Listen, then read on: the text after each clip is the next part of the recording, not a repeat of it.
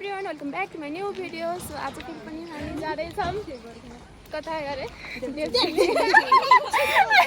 नामै बिर्सिरहेको छु हैन गाइस हामी चाहिँ जाँदैछौँ आज देवचुली र यता हेर्न सक्नुहुन्छ अगाडि चाहिँ ट्राफिक छ सो हामी चाहिँ हिँड्दै जाँदैछौँ हामी चाहिँ यति 5 जना मात्र जाँदैछौँ सुन्नु भयो आशा बहिनी मौसी अनि हाम्रो गछ हाम्रो त्यही छ द्रुपदी दिदी अनि निशा बहिनी सो हैन हामी 5 जना चाहिँ जाँदैछौँ देवचुलीतिर सो गाइस अहिले चाहिँ 6 बज्यो गाइस बेलुका नै भइसक्यो अब हेरौँ कति बेला पुग्छौँ हामी म हजुरलाई अपडेट गरिरहेको छु यहाँको बाटो खत्तम छ हैन माथितिर यहाँ त अलि ठिकै छ उफ आर यु ह्याप्पी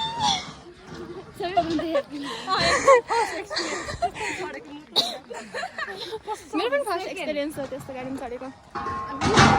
जाई खाँदैछन् दोस्रोमा गेल रहन हिँड्दैन चट्या यस्तो यस्तोमा गएको थिएँ तर पनि म चाहिँ अगाडि बसेको थिएँ हाम्रो पाछो सो गाइस अब हेरौँ अरू के हुन्छ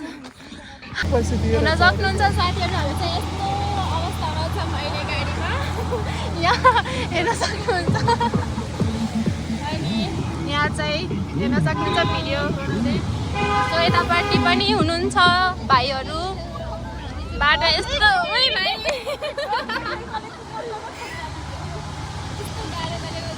फर्स्ट टाइम हो आफ्नो मामा घरले यस्तो गाह्रो गरेर गर्थेन म त बाटो चाहिँ यस्तै छ हामी कति बेला पुग्छौँ राति भइसक्यो हामी भर्खरै पोखरी पुगेछौँ अब हामी झर्नेवाला छौँ सो गाइस अहिले चाहिँ हामी यहाँ झिर पोल्दैछौँ हेर्न सक्नुहुन्छ यहाँ हामी चाहिँ यहाँ बसिरहेको छौँ अनि अहिले चाहिँ हामी यता तलको होमस्टेमा बसिरहेछौँ माथि चाहिँ हामी गएनौँ सो हाम्रो चाहिँ यही अब झिर खाने प्रोग्राम चलिरह हामी चाहिँ अहिले यहीँ बसिरहेको हेर्न सक्नुहुन्छ झिर पोल्ने कार्यक्रम हुँदैछ अनि अब चाहिँ हामी खाएर सुत्नु पर्ला जस्तो छ एकदम चिसो छ साथीहरू यहाँ हेर्न सक्नुहुन्छ उहाँहरूलाई चिसो लाग्दैन ओइ अँधेरो आहा त बे कि मैले नदेखा हो आफ्नै अनुहार देखिरहेको गुड मर्निङ एभ्रिवान सो होइन आज चाहिँ हामी उठिसकेको छौँ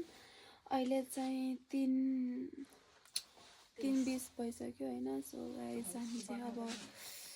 जानेवाला छौँ देवचुली चढ्न सो यता रेडी भइसकेको छ अनि हामी बस्ने ठाउँ चाहिँ यस्तो छ यहाँको अरू होमस्टे भन्दा चाहिँ एकदम सफा छ भनौँ अलि बेडको चाहिँ प्रब्लम छ गाइस पुरै लचक गर्छ कि होइन सो निन्द्रा पनि पुगेको छैन साथीहरू निन्द्रा नै लागेन अरूहरू गइसक्नु भइसकेको छ सो हामी पनि जाँदैछौँ अब बाहिर चाहिँ एकदम अँधेरो छ चिसो पनि एकदमै चिसो छ यहाँ के भन्नु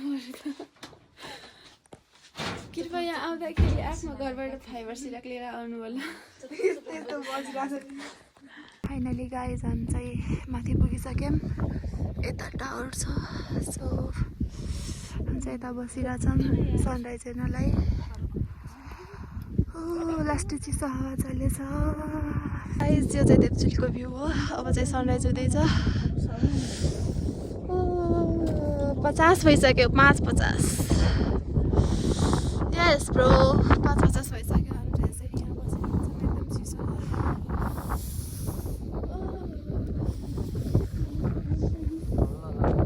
अब यहाँ बादलहरू आउँदैछ बिस्तारै बिस्तारै अनि यतापट्टि चाहिँ यो एरियामा चाहिँ हिमालहरू देखिरहेको छ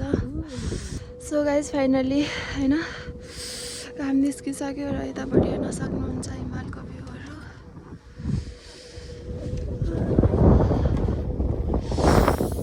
जति घाम लाग्यो भने चिसो भयो छोडेकै छैन यता हेर्नु सक्नुहुन्छ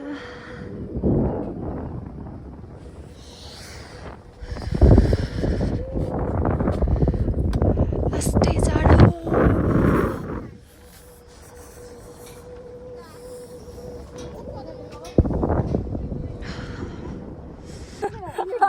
आज के भनेको सुन्नु के भन्छ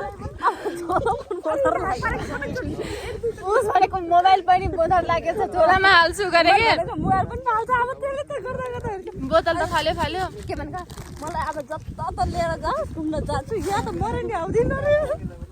मलाई अब सर्न त मात्र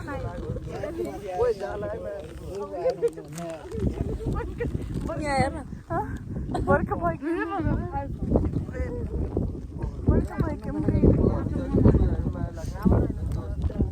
म आउँदिन भन्दा भन्दै 4 चोटि आइसक्यो अब तिमीहरू फेरि आउँछौ सो गाइस अहिले चाहिँ हामी अब झर्दैछौँ देवचुलीबाट बाटो हेर्न सक्नुहुन्छ यस्तो हो र हाम्रो टोलीहरू आउँदैछन् झर्दैछन् बादल लाउन अलि टाइम लागिरहेको छ साथीहरू सो हामी चाहिँ झर्यौँ अब होइन हाम्रो गाडी पनि छुट्छ सो हामी झर्दैछौँ हेर्न सक्नुहुन्छ बाटो यस्तो छ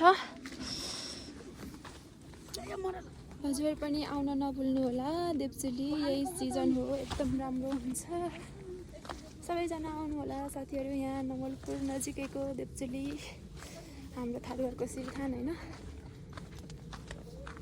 घुम्न छुटाउनु हुन क्या सबै ठाउँमा आउनुपर्छ सो बाटोको अवस्थामा चाहिँ चप्पल लगाएर हिँडिरहेको छु अहिले चाहिँ जुत्ता ब्यागमा हालिसक्छु सो गाइज हामी यहाँबाट पनि चेकआउट गरिसकेछौँ र हाम्रो गाडीले हामीलाई कुरिरहेको छ सो हामी यो बाटोबाट हुँदै यता जानुपर्ने हुन्छ त्यही भएर हामी चाहिँ निस्किसकेको छौँ कस्तो लाग्यो एकदम के भनौँ एकदम ठिक तपाईँ भन्नुहोस् राम्रो पनि होइन एकदम गर्नु राम्रो पनि होइन एकदम ठिक लाग्यो गाइज अब